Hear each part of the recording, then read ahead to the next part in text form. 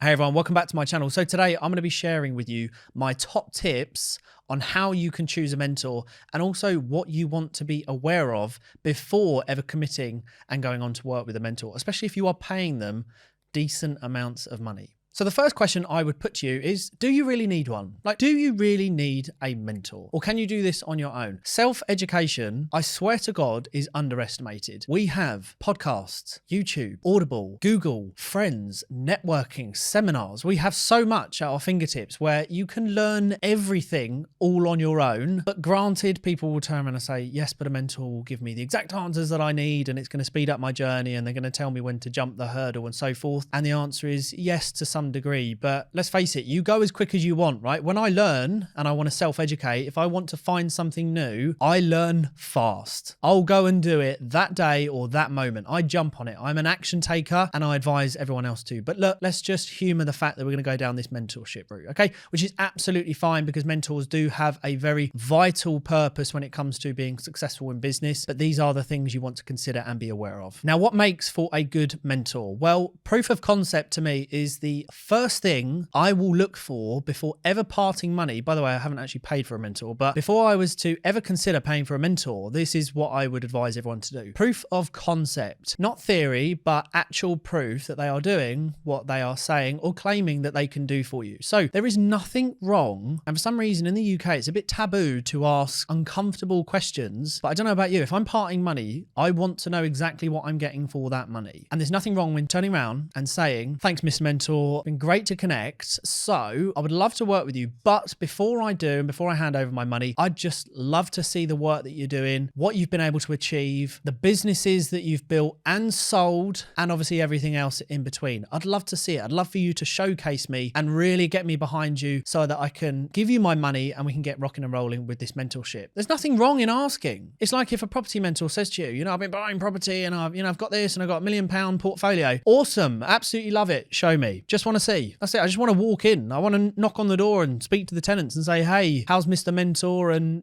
how's he been as a landlord? Because I've got like 13 other properties that we're going to go round to. There's nothing wrong in asking. So that's my first thing. Be bold and just ask, could I just see some proof of what you're saying? Next thing to look for is fair exchange of money. This is a biggie. If someone is saying to you, cool, I'm going to charge you £600, £700, £800, £900 for a Zoom call or an hour and a half of my time so you can jump on a call and we can start with this mentorship.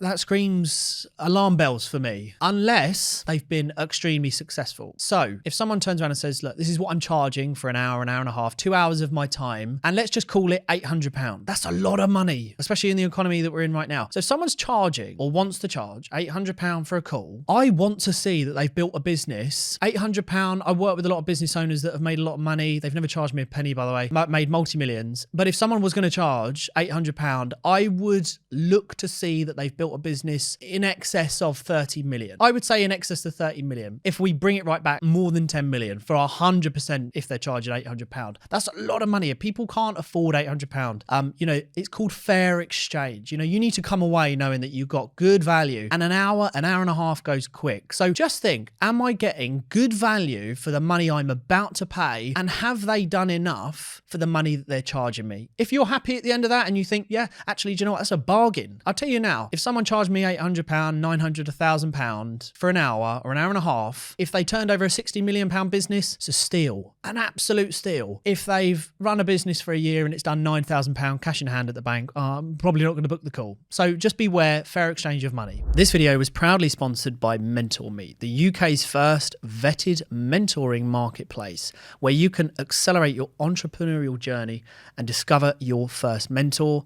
Go check them out. All the links will be in the description below. Now, the next thing to look for is, where are they in their journey? This should be very obvious. Now, look, social media is incredible for cover-ups. Everyone's got the perfect smile. Everyone's in front of a camera. By the way, little note, my son said that I also look like I've got makeup on in front of the camera and I look a bit plasticky. Maybe I do. But look, there's cameras. Everyone looks great, but that's not reality, okay? So there is things that go on behind the camera. It's not as easy. Business and entrepreneurship is not as easy as it's made out on social media. So where are they they in their journey? And is it reality? Is it achievable for you? Because someone else's lifestyle to what they're doing doesn't mean that that's going to fit in with you. So you need to know that they're not too far ahead, but they're not, not out of reach. You want them close enough in their journey that you're going to learn a lot about what they're doing. But again, don't get caught up in what you're seeing on social media. Go meet them, sit down, have a coffee, understand their business, what they're doing, and then just figure out where they are and if it matches up to you and your journey. Next thing to look for, this one's a biggie as well, gut feeling. My God, how many times, I bet everyone watching this, when you get that gut feeling, you think, oh, I should listen to my gut. Oh, I shouldn't have done that. We reflect and we think, oh God, only in hindsight should I have looked at this or figured this out or realized. Your gut releases chemicals when something's a little bit dodgy. When you hear that noise downstairs and you're laying in bed and you're thinking, I don't know, I don't think I left the knife on the side. I don't know how it fell out of the knife block. When your gut's like something's a bit dodgy, normally because it is a bit dodgy. So if your gut's saying, I don't know, this guy's or this woman's a bit odd, a little bit strange, can't seem to find much on the internet about them, can't see much proof of concept in the background, all seems to be kind of fugazi theory opinions kind of thing going on here, not feeling great about it, I'm not going to do it. Just trust your gut. That's the biggest thing I can say to everyone. Trust your gut. Now, final top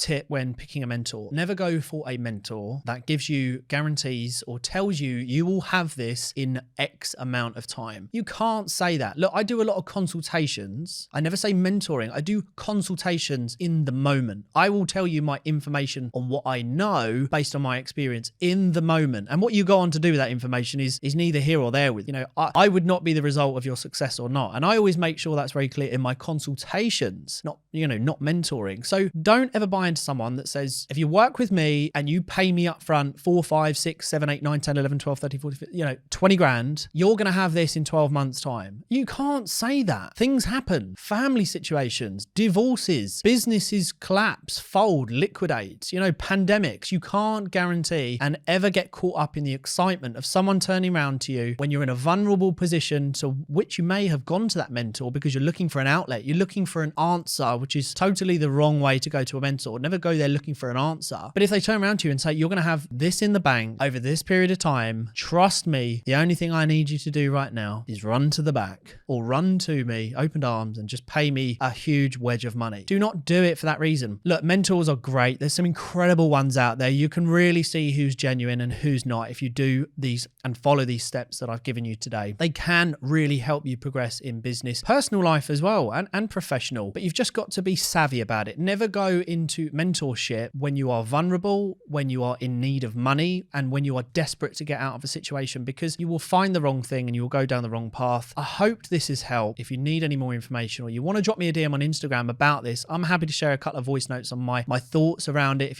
if you are about to take a mentorship, because I'd rather you go in with open eyes. Please do hit like, comment, and subscribe, and I'll see you all very soon.